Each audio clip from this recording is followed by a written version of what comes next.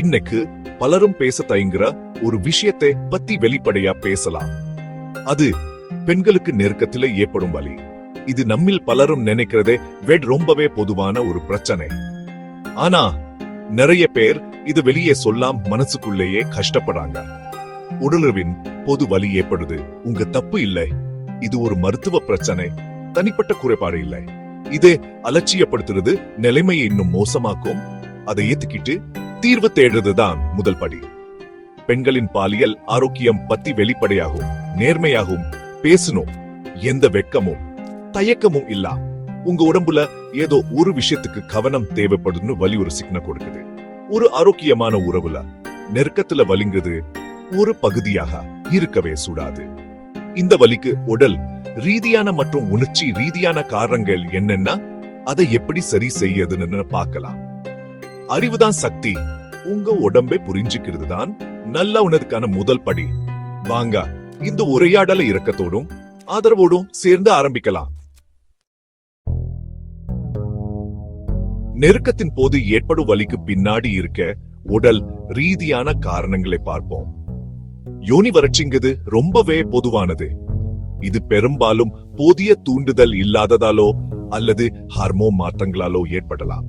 He's தொற்று அல்லது சிறுநீர் பாதை நோய் தொற்றுகள் போன்ற தொற்றுகள் வீக்கத்தையும் வலியையும் ஏற்படுத்தும்.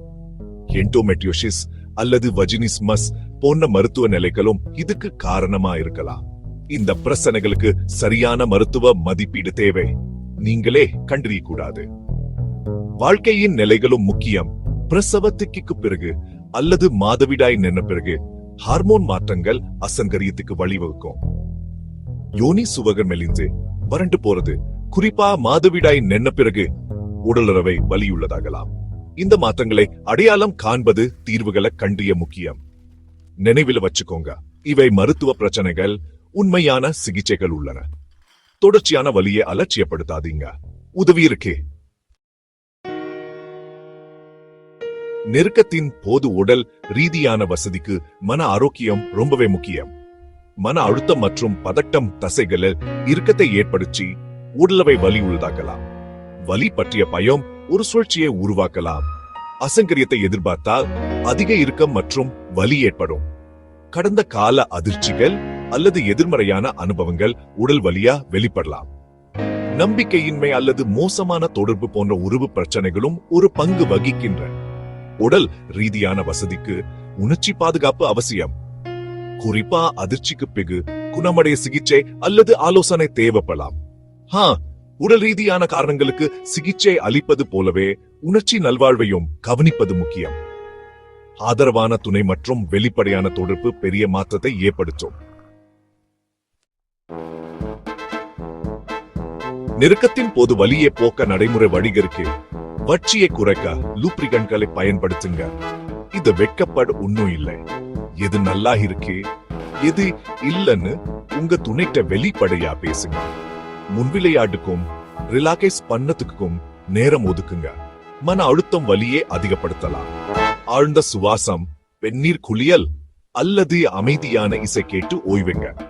மைண்ட் புல்னஸ் பயம் மற்றும் இறுக்கத்தின் சுழற்சியை உடைக்க உதவும். உடலுறவு நிலைகளை மாத்தி பாருங்க. சில நிலைகள் மற்ற விட வசதியா இருக்கலாம்.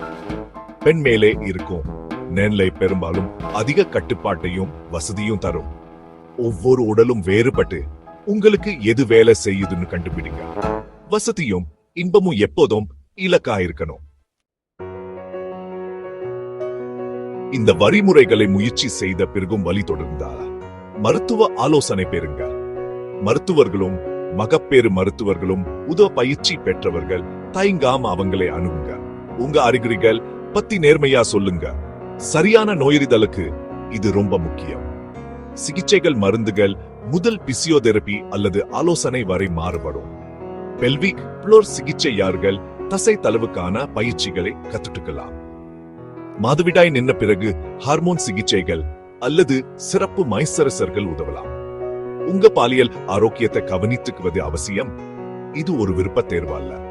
உதவி தேடுவது பலத்தின் அடையாளம். வலி இல்லாத நிறைவான நெருக்கமான வாழ்க்கைக்கு உங்களுக்கு உரிமை உண்டு. உங்க நல்வாழ்வுதான் மிக முக்கியம்.